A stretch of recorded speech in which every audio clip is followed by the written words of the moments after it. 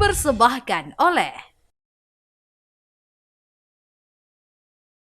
Assalamualaikum warahmatullahi wabarakatuh. Bagaimana kabarnya hari ini pemirsa TV9 Nusantara? Senang sekali saya Oke Arisandi bisa menyapa pemirsa di rumah, menyaksikan dan juga membawakan sekaligus ruang podcast dari TV9 Nusantara yang tentu ini merupakan persembahan dari kawan-kawan DPRD Provinsi Jawa Timur.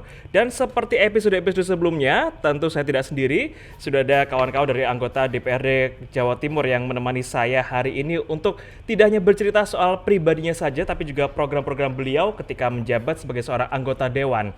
Nah, yang kali ini rasa-rasanya bisa jadi mungkin 5 tahun ke depan, 3 tahun ke depan nggak hanya jadi anggota dewan, tapi juga bisa jadi mengancam profesi saya sebagai seorang presenter. Ini agak bahaya. Mungkin bisa langsung saya perkenalkan, ada Mas Ibnu Alfandi Yusuf SE, anggota Komisi A DPRD Provinsi Jawa Timur. Halo, salam kenal semuanya. Assalamualaikum Mas Ibnu. Waalaikumsalam warahmatullahi wabarakatuh. Kabar sehat, Mas? Alhamdulillah sehat. Oke, saya langsung to the point, Mas. Emang ada rencana mau masuk TV sebagai presenter, Mas Ibnu? Itu saya pertimbangkan lah nanti buat jadi ini ya perkembangan karir saya ya mungkin. Ya. Mungkin di 9 lagi ini open recruitment mungkin ya. Atau ini langsung podcast sendiri aja, Mas?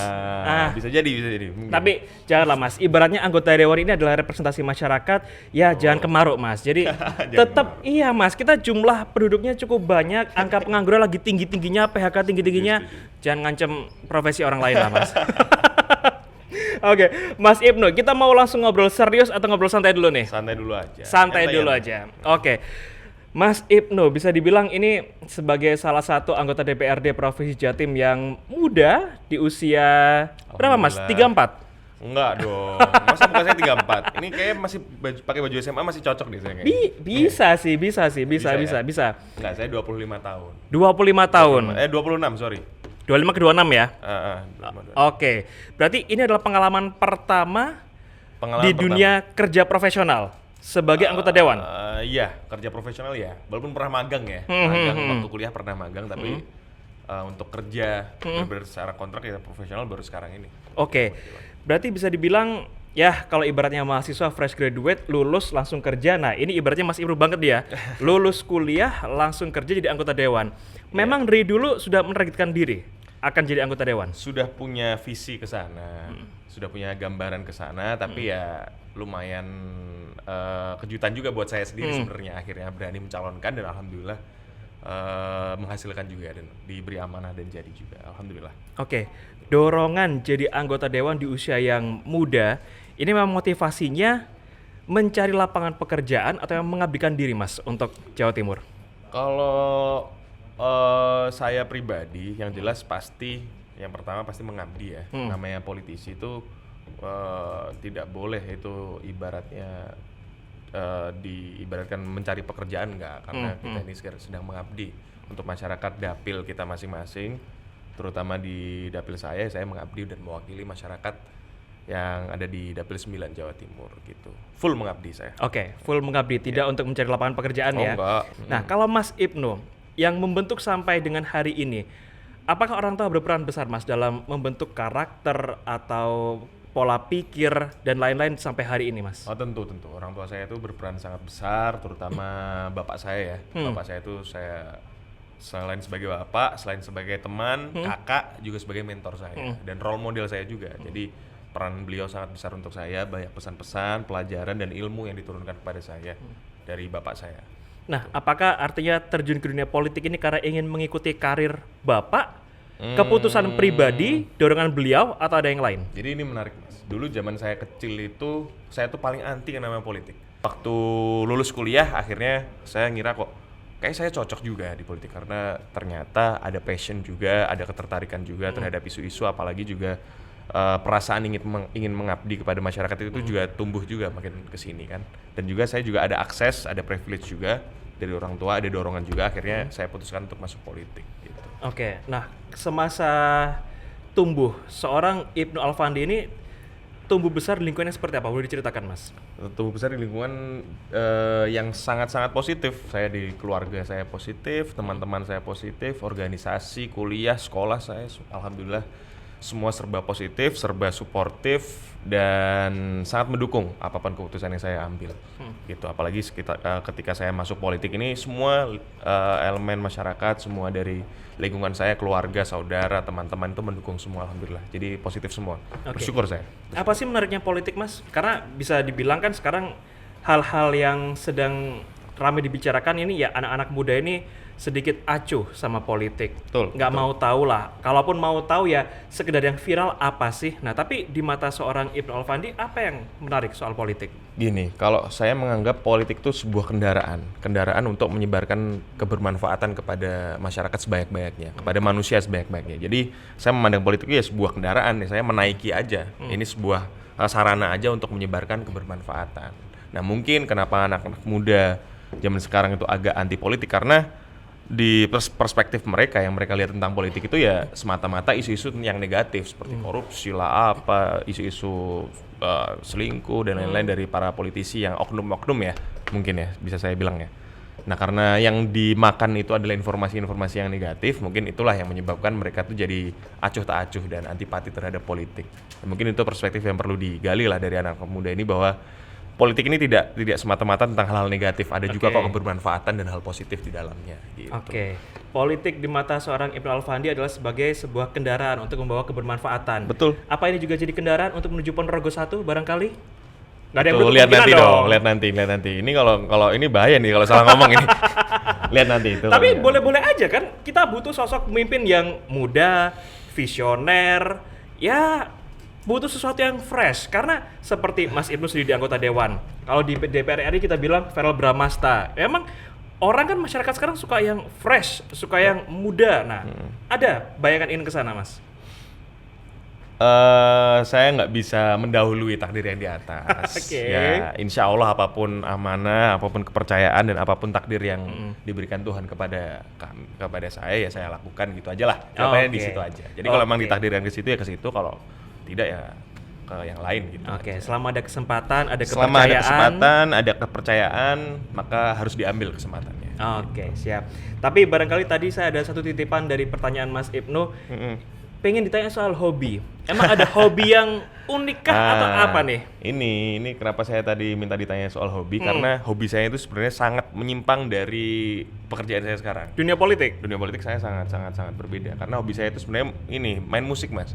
Saya tuh cita-cita saya dulu waktu kecil sampai kuliah sebelum akhirnya bercita-cita jadi politisi itu saya sebenarnya jadi musisi. Jadi musisi. Saya dulu di rumah itu dan di kamar kos saya tuh banyak alat-alat musik, ada alat-alat rekaman. Saya sering bikin lagu juga dulu. Makanya ini ada gitar nggak ini? Saya main gitar nih sekarang, enggak ya?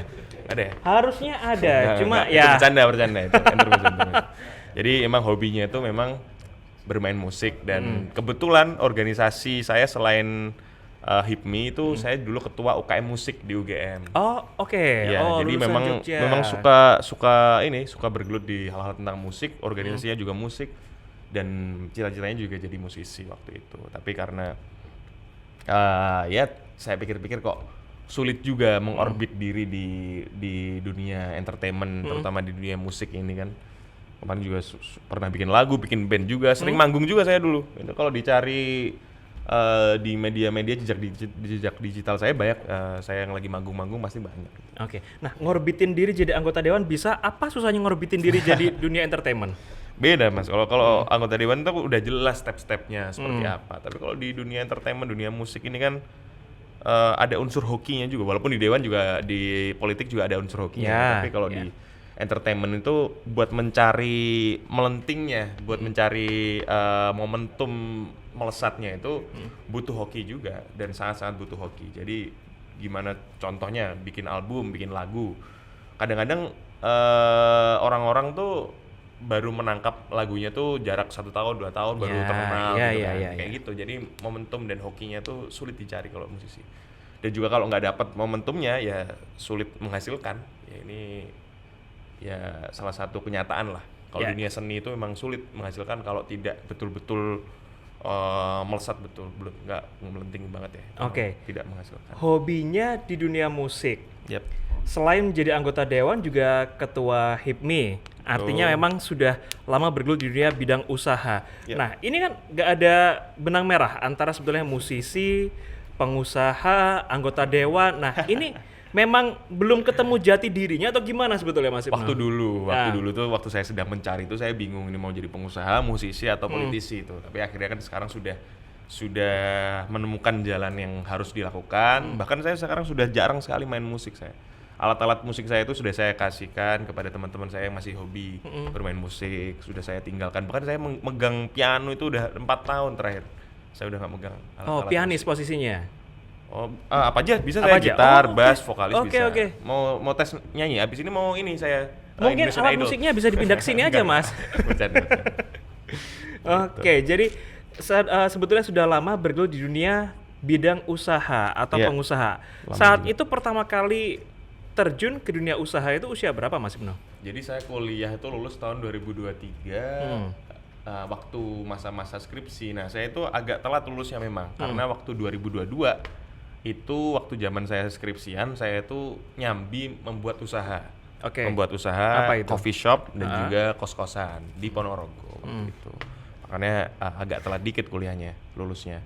Nah, 2022 bikin usaha itu merintis, waktu 2023 akhirnya udah mulai settle, akhirnya saya bisa fokus kuliah dan lulus tuh 2023. Dan usaha yang saya bikin 2022 itu sampai sekarang ya masih eksis, masih stabil juga sih, alhamdulillah. Oke, ini inline sebetulnya dengan topik tema pembicaraan kita hari ini, gimana tentang peran generasi muda untuk menumbuhkan, membangkitkan UMKM di wilayah masing-masing. Nah, ternyata seorang Ibnu Alfandi sendiri sebelum lulus kuliah sudah punya inisiatif untuk mendirikan usaha. Nah, memang saat itu dorongannya dari siapa Mas? Karena Bapak sendiri di dunia politik. Nah. Apa siapa dorongannya? Kalau dorongan menjadi pengusaha itu bukan dari siapapun, itu dari lingkungan saya kuliah. Karena kebetulan saya kuliah itu jurusannya ekonomi, manajemen. Oke.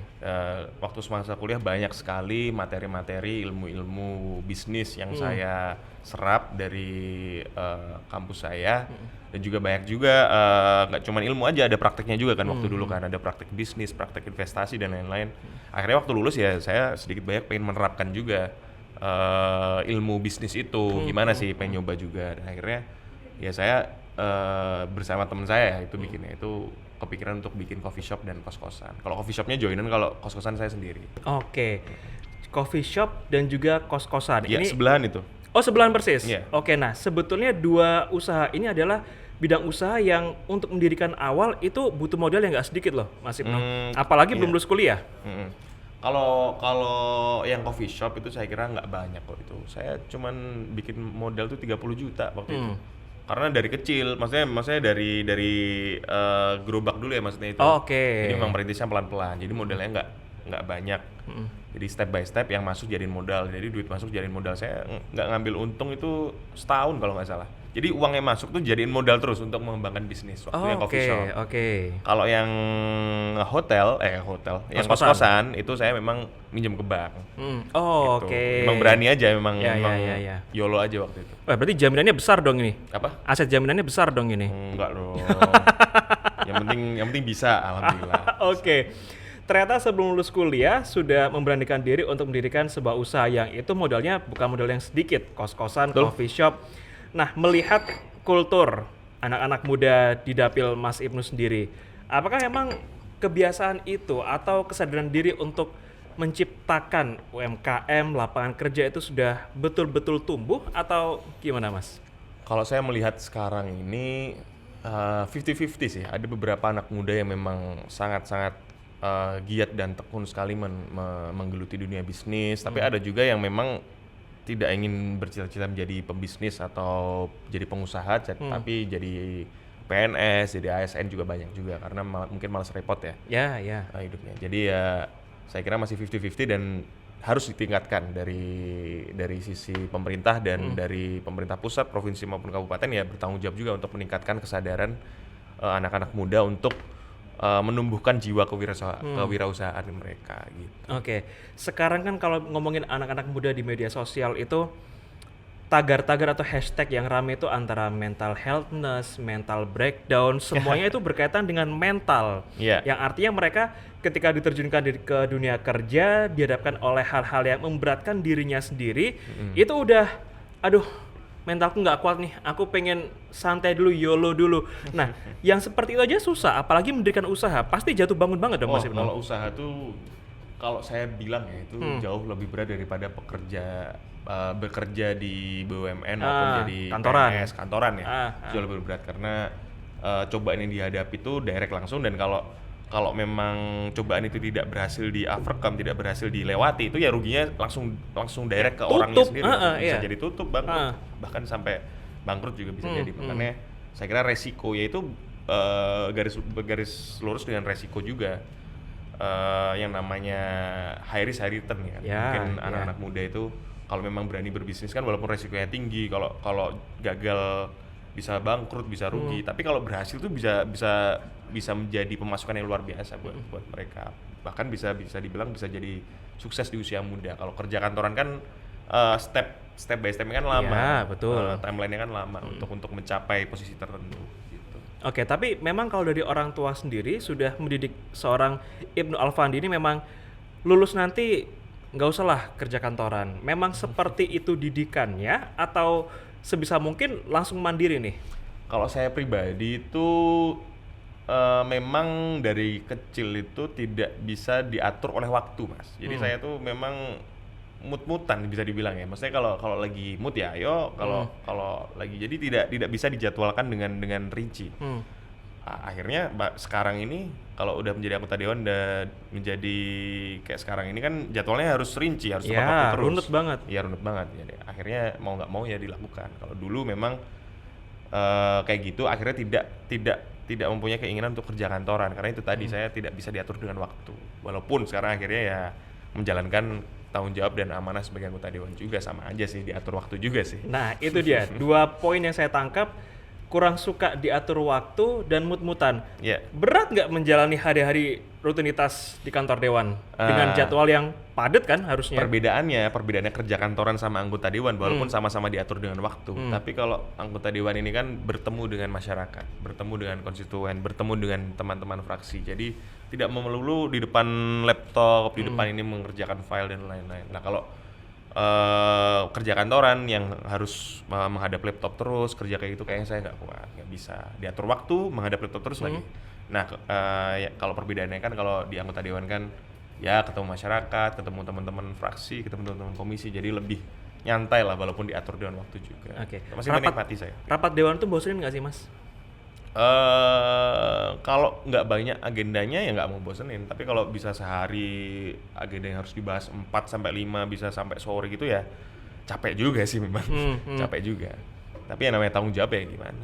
Tetap dijalankan. Betul. Oke, nah setelah sekarang akhirnya sukses menembus kursi Jatim, alhamdulillah, anggota DPRD, apalagi di usia yang cukup muda, apakah memang artinya ke depan akan semakin serius dalam dunia politik, terus akan mencalonkan diri di legislatif atau mungkin di taraf-taraf selanjutnya atau gimana? Insya Allah. Jadi memang namanya visi dan tujuan itu pasti ada, tapi ya tidak bisa saya jelaskan dengan rinci, tapi insya Allah akan terus saya kembangkan dan terus amanah di dunia politik. Insya Allah ya kalau dikasih takdir oleh Tuhan untuk terus mengemban amanah dari masyarakat, insya Allah. Bismillah. Tapi kalau di Dapil 9 kemarin, Mas Ibnu, sekompetitif itukah untuk kursi memperebutkan DPRD Jatim? Kompetitif banget. Jadi saya sedikit cerita. Saya tuh sebetulnya tuh kemarin tuh kalah. Ya, itu yang saya baca. Suara. Iya kan? Ya. Jadi jatah kursi di DPRD Provinsi Jawa Timur itu dari partai saya cuma 2 kursi. Saya tuh peringkat ketiga gitu. Jadi waktu penghitungan suara di bulan Februari itu saya tidak jadi dinyatakan kalah. Saya sudah menerima kenyataan itu, bahkan saya sempat daftar wakil bupati waktu itu. Ponorogo karena ya gimana nyalon DPRD provinsi nggak jadi, terus saya takut kehilangan momentum kan, karena momentum itu kan penting banget. Saya daftar wakil bupati Ponorogo, tapi dalam proses pendaftaran itu saya dapat kabar senior saya yang di atas saya kan 2 kursi itu ada yang meninggal, almarhum Pak Kolit gitu. Itu meninggal, akhirnya mau tidak mau saya menggantikan beliau untuk mengemban amanah di Dapil 9 Jawa Timur dari partai PKB gitu. Jadi cukup unik dan ini pure takdir dari yang di atas. Oke, ternyata ada fakta unik bahwa saat dinyatakan tidak lolos anggota DPRD Jawa Timur, sudah sempat mendaftarkan diri sebagai calon wakil Bupati Ponorogo. Sempat. Bahkan diusulkan itu ada isu bursa bupati juga saya masuk gitu, walaupun surveinya kecil ya waktu itu ya, karena masih muda kan, belum terlalu terkenal juga waktu itu. Oke, berarti yang saya heran modalnya nggak terbatas dong, Mas. Enggak, kalau modal itu kan enggak Dari ada yang legislatif langsung ke eksekutif loh. modal. Enggak. Kalau kata kiai saya itu kalau orang NU, santri itu kalau mau nyalon politik kalau bingung modal itu santri macam apa gitu. Ya kan modalnya kan udah ada, modal doa dari kiai, modal dari doa orang tua, Oke. kepercayaan masyarakat itu modalnya. Jadi emang modal saya banyak tapi ya itu modalnya gitu. Oke, Bukan siap. modal materi ya. Ya. Jadi ada modal spiritual, ada Oh, modal betul. materi. Penting, modal spiritual juga penting. Oke. Nah, artinya dengan sekarang sudah menjadi anggota dewan, apakah ini semakin mempermudah untuk membesarkan skala usaha karena sudah menjadi anggota dewan atau gimana nih, Mas Nah, Ibnu? kalau saya mah cenderung kewalahan ngurusin usaha. Jadi saya sekarang jarang ngecek usaha saya, tapi ini tetap mengembangkan. Saya sedang lagi bikin cabang kos-kosan saya. Jadi kos-kosan saya lagi bikin 2 lagi ini. Jadi udah ada 1, kafe 1, kosan 1. Nah, ini lagi bikin 2 lagi kos-kosan. Gitu kayak cabangnya gitulah. Oke. Jadi coba saya kembangkan. Tapi ya gitu, waktunya nggak ada. Jadi ada orang kepercayaan yang ikut membantu saya di dunia usaha gitu. Oke, kalau sebagai anggota legislatif muda, boleh digambarin nggak sih Mas Ibnu, sesibuk apa sih anggota dewan itu sebetulnya? Kalau misalkan dikemas dalam a day in my life, nah emang sesibuk apa anggota dewan itu? Kalau saya bilang itu kalau dilihat by timeline, kalau dilihat dari rundown-nya itu pasti orang-orang kayak wah sibuk banget setiap ini jam 9 paripurna, jam ini jam 11 rapat komisi, jam 2 rapat alkap, habis itu apalagi kalau belum waktunya reses, belum Ya. waktunya solo semiran, sosper dan lain-lain. Tapi pada kenyataannya waktu dilakukan itu tuh tidak nggak sepaneng banget, masih banyak berhubungan dengan masyarakat, ngobrol, nyantai. Sepertinya ini masuk rundown saya. Tapi kan kenyataannya kan saya nggak lagi sepaneng, lagi ngobrol aja nyantai. Gitu. Ya. Jadi kalau dilihat dari timeline dan schedule mungkin padat banget, tapi kalau dilakukan ya sebenarnya nyantai kok. Oke, Menikmati. Nah, sebagai anggota dewan yang tergolong muda, Oke. membawa arus perubahan atau mengikuti arus keberlanjutan, Mas, di anggota dewan yang barangkali kita kenal anggota dewan ini suka absen ketika rapat, nggak fokus ketika rapat. Nah, ini semangat membawa perubahan atau keberlanjutan? Kalau saya kira kalau hal seperti itu oknum aja lah. Tapi sejatinya sangat sedikit yang seperti itu. Semuanya tuh anggota dewan tuh banyak yang tanggung jawab, banyak amanah. Kalau saya sendiri sih lebih ke membawa perubahan, energi baru sekaligus menghormati generasi dan energi yang lama gitu kalau saya. Apa yang ingin dirubah, Mas, dari kebiasaan-kebiasaan anggota dewan yang usianya sudah matang kalau kita bilang? Kalau saya bilang bukan merubah tapi memberi opini dan perspektif baru sih. Jadi mungkin para senior-senior karena mungkin perspektif mereka sebagai anggota dari generasi yang sudah berumur atau bukan berumur ya, maksudnya dari generasi yang lebih tua dari saya, mungkin karena mereka belum ada perspektif dari anak muda. Mungkin saya lebih ke menambahkan perspektif dari opini-opini dari sudut pandang anak muda aja sih. Karena mereka kan tetap beda. Saya memandang isu dan para generasi senior memandang isu kan pasti berbeda perspektifnya gitu. Saya pengen menambahkan itu aja sih, energi dan perspektif baru aja. Oke, saat pertama kali masuk ada nggak yang memandang sebelah mata? Karena Itu usianya banyak. masih muda nih. Saya tuh kebetulan fun fact, saya tuh di HIPMI itu saya ketua HIPMI termuda se-Jawa Timur. Oke. Di fraksi saya PKB termuda se-Jawa Timur. Di DPRD Provinsi Jawa Timur saya termuda kedua di Jawa Timur. Jadi saya memang terbiasa dengan kata termuda dan sangat namanya termuda pasti dipandang sebelah mata itu sering banget. Ya. Tergantung kita membuktikan aja sih. Gitu aja. Nah, setelah mendapatkan stigma dipandang sebelah mata, apa yang waktu itu pertama kali Mas Ibnu ingat ketika masuk di kantor anggota dewan? Usulan atau perubahan apa yang akhirnya menjawab, oh ternyata anak ini boleh juga. Nah, itu pembuktian apa yang waktu itu masih diingat? Karena saya masih 6 bulan ya, masih belum ada gebrakan yang apa banget lah dari saya, masih belum ada lah, masih 6 bulan dilantik jadi anggota DPR. Tapi saya kira ya setiap opini yang saya sampaikan itu alhamdulillah selama ini ya didengarkan dan di respect lah sama senior, karena dari 120 anggota dewan ini kan yang muda ini kan cuma bisa dihitung jari. Jadi perspektif dari anak muda ini masih didengarkan dan dihormati juga. Jadi ya tidak dipandang sebelah mata tapi kalau ngomong ya tetap masih didengarkan gitu aja sih kalau dari kami. Oke, artinya budaya saling menghargai masih masih sangat kental ya di ya, kantor DPRD Jatim. walaupun kayak kamu masih anak-anak, masih anak muda, masih belum berpengalaman. Emang bener karena memang pengalaman saya jauh jauh lebih sedikit daripada yang senior-senior, tapi kan perspektif dan opini anak muda ini tetap penting di mata mereka juga penting juga. Oke. Gitu. Sebagai ketua HIPMI, sekarang saya ingin tahu perspektif dari seorang kacamata ketua HIPMI sebagai seorang pengusaha. Anak-anak muda sekarang ini memang cenderung lebih nyaman di zonanya mereka, zona yang nyaman, zona yang santai, atau emang ingin menumbuhkan hal-hal yang baru seperti melakukan lapangan pekerjaan, membuka hal itu, atau gimana Mas Ibnu? Jadi seperti yang saya bilang tadi, itu anak-anak muda sekarang itu terbagi dua. Ada yang pengen jadi kerja kantoran, kerja jadi PNS, ada yang pengen jadi pengusaha. Nah, kalau saya bilang sekarang ini karena tingkat pengangguran di Indonesia ini terus meningkat, bahkan sekarang berapa sih tingkat pengangguran itu? Semakin Berapa besar datanya? karena banyak angka PHK. Semakin besar apalagi gara-gara efisiensi, dan ini kemarin kan ada sekitar berapa 4,5 juta apa bahkan lebih berjuta-juta pengangguran. Nah itu kan salah satu bentuk dari kurangnya lapangan pekerjaan.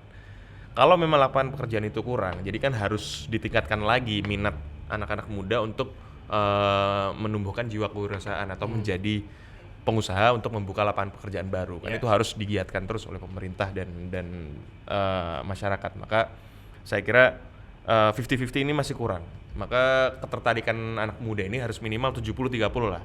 Yang 30 kerja kantoran oke, tapi yang 30 kerja kantoran oke, yang 70 ini harus benar-benar mempunyai mental pengusaha dan wirausaha. Gitu sih kalau dari aku sih. Karena masih kurang banget dan pengangguran masih banyak. Oke. Barangkali salah satu hal yang membatasi anak-anak muda sekarang untuk memberanikan diri terjun ke dunia usaha adalah karena minimnya modal, Mas. Betul, itu karena isu, kalau bukan itu isu. betul-betul pewaris, kalau harus merintis, kita terbatas nih modalnya. Ketika nggak bisa survive, ya udah tutup, rugi. Kita nggak pegang apa-apa. Nah, gimana anggota dewan menanggapi hal itu? Apakah ada emang kemudahan-kemudahan yang diberikan kepada mereka-mereka anak muda yang ingin mengembangkan UMKM atau gimana, Mas? Jadi yang namanya permasalahan dari membuat usaha itu sebenarnya di awal itu jelas sangat terang sekali bahwa masalahnya itu adalah modal ya. Iya. Tapi masyarakat pemerintah pun sudah menyediakan sarana untuk menyediakan modal yang namanya KUR dengan bunga hanya 6% gitu. Itu saya kira itu sangat kesempatan bagi masyarakat. Yang penting kalau sudah, nah ini biasanya kalau yang sering terjadi itu anak muda itu habis ngutang, habis bayar KUR, cair, habis itu malah karena merasa punya duit banyak, akhirnya malah foya-foya lah, apa diselewengkan lah, apa main judul lah, apa tidak tekun untuk membangun bisnisnya. Nah itu. Tapi saya kira kalau menggunakan KUR, fasilitas pemerintah itu kan itu subsidi ya. Fasilitas pemerintah itu bantuan dari pemerintah. Fasilitas KUR itu dengan baik dan dengan tepat, saya kira itu udah sangat-sangat menguntungkan dan bisa jadi modal yang sangat-sangat luar biasa, 500 juta tuh maksimal. Tergantung jaminannya sih. Oke, nah apakah dengan semakin meningkatkan menggerakkan UMKM ini bisa menjamin untuk mengentas kemiskinan dan lain-lain, Mas? Karena kita lihat bahwa sekarang pasca PHK massal banyak orang yang mendadak buka warung es teh, warung pentol yang jaraknya cuma sekian ratus meter, ketemu lagi yang itu kita bisa lihat kondisinya sepi loh sebetulnya antara satu usaha dengan usaha yang lain. Nah itu gimana tuh melihat fenomena seperti itu, Mas? Jadi kontribusi UMKM itu mau bagaimanapun pasti sangat penting untuk ekonomi kabupaten, provinsi maupun pusat ya. Itu sangat penting. Apalagi kontribusi UMKM ini buat PDRB, pendapatan domestik bruto Jawa Timur, PDRB tuh. Nah, sampai 57% tahun kemarin. Itu kan udah jadi tulang punggung ekonomi di provinsi kan. Saya kira sangat penting dan pasti akan meningkatkan ekonomi di provinsi tersebut. Jadi semakin banyak pengusaha, semakin banyak UMKM ya akan meningkatkan tingkat kesejahteraan masyarakat juga. Tapi itu tadi pasti banyak tantangannya. Namanya tantangan ya harus mau tidak mau ya harus dihadapi oleh masing-masing warga dan masing-masing masyarakat gitu sih. Karena tadi mengatakan sekarang itu semangat anak-anak muda untuk membangun UMKM ini masih terbagi 50-50. Ada yang pengen kerja kantoran, ada yang ingin mandiri. Terus ada strategi khusus nggak dari Mas Ibnu untuk menggerakkan mereka nih supaya jadi berubah 70-30 komposisinya? Nah, kalau saya ini pribadi, saya tuh sering banget diundang seminar-seminar di kampus-kampus. Nah, itu kebanyakan karena saya ketua HIPMI, saya diundang sebagai ketua HIPMI bukan sebagai anggota DPRD. Jadi saya di situ seminar tentang kewirausahaan, tentang gimana caranya menumbuhkan jiwa kewirausahaan, caranya jadi pengusaha itu gimana, dan menjelaskan gimana cara menghadapi tantangan menjadi pengusaha gitu-gitu. Jadi saya kira selain seminar-seminar kayak gitu ya, semoga ada workshop lah, mungkin dari Komisi B nanti ya, dari Komisi B yang membidangi kewirausahaan dan perdagangan untuk sinergitas dengan anggota dewan, dengan bukan hanya Komisi B saja, mungkin kolaborasi dengan Komisi A untuk membuat program-program seperti workshop dan BIMTEK mungkin untuk anak-anak muda biar membuka wawasan mereka dan menumbuhkan jiwa kewirausahaan mereka. Karena namanya workshop kan melatih juga kan mereka. Mungkin pengen workshop jadi workshop coffee shop atau bikin kopi atau mungkin menjahit atau apa kan banyak kan workshop. Nah, tapi kita tahu bahwa menumbuhkan rasa kesadaran untuk memiliki UMKM, meningkatkan UMKM ini bukan tanggung jawab pribadi seorang anggota dewan nih. Ini kolaborasi antara eksekutif, legislatif, swasta. Sinergi ini udah terbentuk hari ini, Mas? Saya kira sudah berjalan tapi masih perlu ditingkatkan. Pasti masih perlu ditingkatkan karena kita melihat by data kan masih banyak juga kan yang namanya pengangguran, yang namanya lapangan pekerjaan masih kurang. Saya kira walaupun sudah berjalan tapi masih perlu ditingkatkan dari sisi kebijakan pemerintah pusat, kabupaten maupun provinsi. Masih sangat perlu ditingkatkan. Oke, semoga ini pun juga didengar oleh kawan-kawan dari swasta, eksekutif supaya ya sinergitas antara 3 pilar ini untuk menumbuhkan masyarakat generasi muda kita di Jawa Timur untuk semakin sadar ber-UMKM ini semakin tinggi. Amin. Oke, sekarang kita kembali nyantai lagi nih, Mas Ibnu. Sebagai generasi yang muda, kita sering kali mendengar istilah work-life balance. Kerja iya, senang-senang juga iya. Nah, apakah ini juga diadaptasi oleh Mas Ibnu? Oh, saya itu kebetulan saya senangnya tuh gampang soalnya. Tapi itu betul bahwa work-life balance itu penting karena untuk kesehatan mental, untuk menjaga energi itu penting. Kalau saya pribadi untuk menerapkan work-life balance itu ya saya kebetulan juga hobi berolahraga, jadi setiap weekend, setiap itu juga Minggu, Sabtu itu selalu olahraga pedal, golf, lari, seperti itu. Jadi itu sangat penting untuk maintain work-life balance. Apalagi kadang-kadang saya juga ketemu sama teman-teman, makanya saya lebih sering ke Jakarta karena di sana banyak teman, banyak tempat-tempat hiburan, maksudnya hiburan bukan hiburan apa-apa ya, maksudnya hiburan malam. Bukan, maksudnya hiburan olahraganya di sana tempatnya bagus-bagus gitu maksudnya. Oke, jadi seorang Mas Ibnu sendiri juga masih sangat menjaga work-life balance. Masih sangat menjaga. Nah, kalau mengawali hari, ada rutinitas khusus nggak sih di setiap hari yang itu selalu diulang-ulang setiap pagi? Ada dong. Saya tuh rutinitas saya kalau pagi tuh pasti bangun, saya sarapan tuh tidak pernah ganti menu.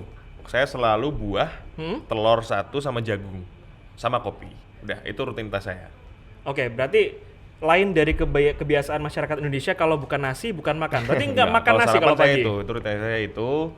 Setelah bangun pagi, saya sarapannya menunya selalu sama. Itu mungkin menjaga kebugaran saya karena sarapan itu kalau saya bilang selama ini saya mikirnya nggak boleh makanan langsung berat.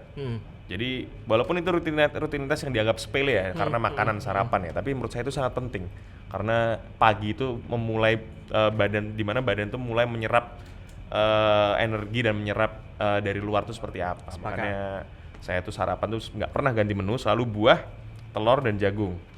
Tapi ya ada kopi juga. Oke. Penting. Nah, itu rutinitasnya. weekendnya anggota dewan tuh ngapain sih, Mas? Saya Minggu pasti lari, Minggu pagi pasti lari. Habis itu Sabtu malam biasanya kalau nggak badminton, pedal gitu. Nah, biasanya kalau di sela-sela weekdays, kalau pagi paripurna atau ada kunker, saya sorenya pasti biasanya kalau ada waktu golf saya. Jadi work-life balance saya itu terjaga dengan olahraga sebenarnya. Saya karena suka olahraga sih. Iya. Dan olahraganya itu ngikutin tren banget ya. Pedal ini kan emang lagi hits-hitsnya nih. Dan memang di Surabaya ini nggak bisa main karena harus berempat kan minimal. Iya. Harus di Jakarta sana. Tapi oke kok, pedal seru. Oke. Nah, kalau kita ngomongin masalah kebiasaan nih, tadi rutinitas udah, ternyata sarapan juga udah diulang-ulang setiap pagi bahkan dengan menu yang sama. Nah, kalau hal unik seperti ada nggak sesuatu yang benda ini nggak boleh ketinggalan, mau itu lagi masuk ke kantor anggota dewan, beraktivitas hari-hari, ngabisin waktu weekend, benda ini nggak boleh ketinggalan, harus selalu dibawa. Apa ya kalau saya tuh nggak percaya mistis-mistis soalnya masalahnya. Kalau biasanya kan ada orang katakan lebih milih mana, ketinggalan dompet atau HP nih? HP. Nah, kayak gitu. Jadi benda HP. sefungsional itu apa yang selalu dibawa? Saya yang pasti selalu bawa pasti HP lah.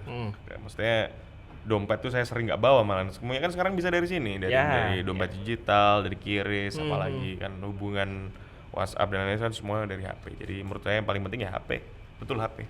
Oke. Nggak bisa lepas ini, pokoknya. Oke, jadi seorang Ibnu memang tidak bisa lepas dari HP karena memang itu juga jadi media komunikasi. Oh iya, betul. Gak hanya dengan rekan kerja tapi dengan konstituen kan juga bisa Mas Ibnu ya. Iya, betul. Tapi membuka diri untuk nomor pribadi kepada konstituen. Ya.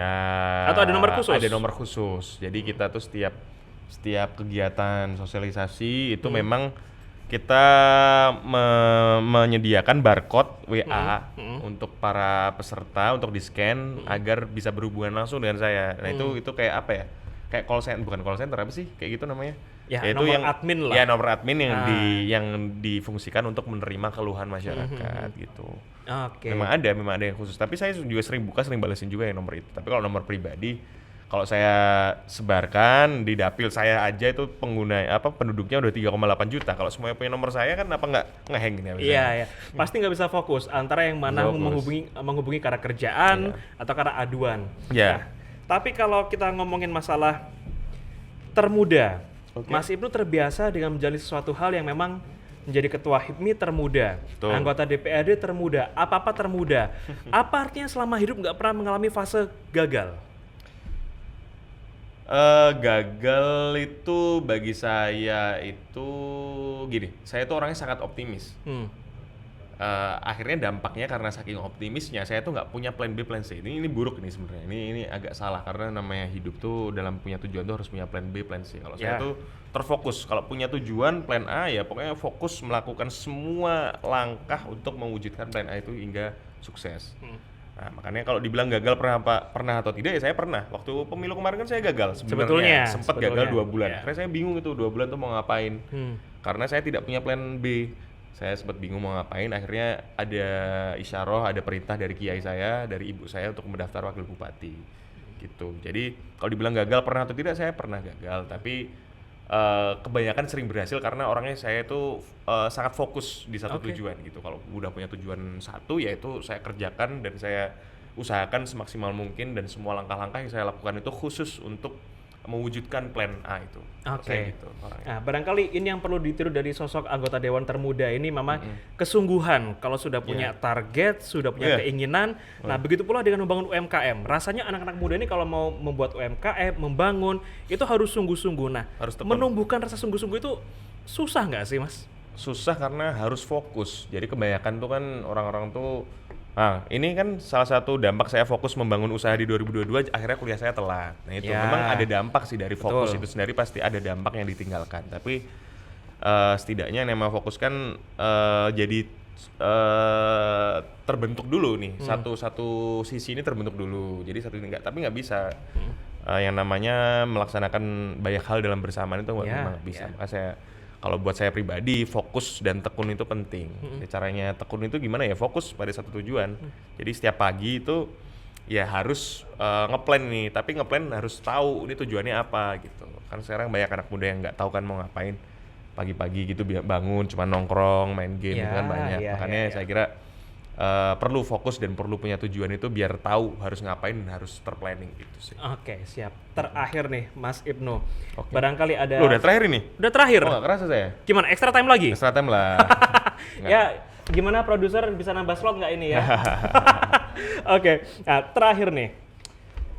Tidak hanya bagi teman-teman yang masih berusia muda, tapi juga siapapun itu, warga Jawa Timur, ini tanggung jawab bersama untuk menumbuhkan UMKM, untuk mengembangkan Jawa Timur, karena membangun daerah tidak hanya bisa dengan seorang gubernur saja, atau wakil gubernur, atau anggota dewan. Warganya juga harus solid nih. Nah, artinya UMKM juga tanggung jawab bersama. Betul. Silakan Mas. At least membuat masyarakat kita sadar untuk harus mulai mengembangkan UMKM. Jadi kalau menurut saya yang namanya menumbuhkan semangat berwirausaha ini memang betul bahwa itu adalah tanggung jawab dari semua pihak, dari pemerintah, masyarakat, pemerintah provinsi, pusat, kabupaten, anggota dewan, eksekutif maupun legislatif. Maka saya kira perlu namanya sinergitas yang baik antara pemerintah, eksekutif maupun legislatif dan masyarakat tentang bagaimana caranya mewujudkan ataupun menumbuhkan yang namanya jiwa kewirausahaan ini dari masyarakat, terutama anak muda ya. Apalagi kita akan segera mengalami bonus demografi, yang namanya bonus demografi itu kan di mana usia produktif lebih banyak daripada non produktif. Maka pesan saya, karena ini adalah momentum untuk menjemput Indonesia emas di tahun 2045, maka sinergitas ini harus dilakukan dengan baik antara semua pihak agar kita bisa menjemput Indonesia emas 2045 dan agar kita bisa memanfaatkan bonus demografi dengan baik. Jangan sampai bonus demografi menjadi bencana demografi gitu. Siap, jangan sampai bonus demografi jadi bencana demografi. Yeah. At least kalau masyarakat Jawa Timur ini belum punya keberanian untuk mengembangkan UMKM, paling enggak ya konsumsi produk-produk lokal. Betul, itu betul. Beli produk-produk UMKM, Betul, setuju. dukung, itu salah satu hal yang simpel tapi bisa membangun UMKM Jawa Timur kita. Setuju. Siap. Terima Cintai kasih produk. Mas Ibnu sudah Betul. ngobrol-ngobrol bersama kami di Terima podcast kasih, Ruang Mas Publik Oki. TV9 Ya, Nusantara. terima Dan kasih. pemirsa, terima kasih sudah menyaksikan tayangan kami hari ini. Mari bersama-sama kita sebarkan semangat cinta damai. Wassalamualaikum warahmatullahi wabarakatuh. Waalaikumsalam warahmatullahi wabarakatuh. Diminum lagi Mas Ibnu. Alhamdulillah.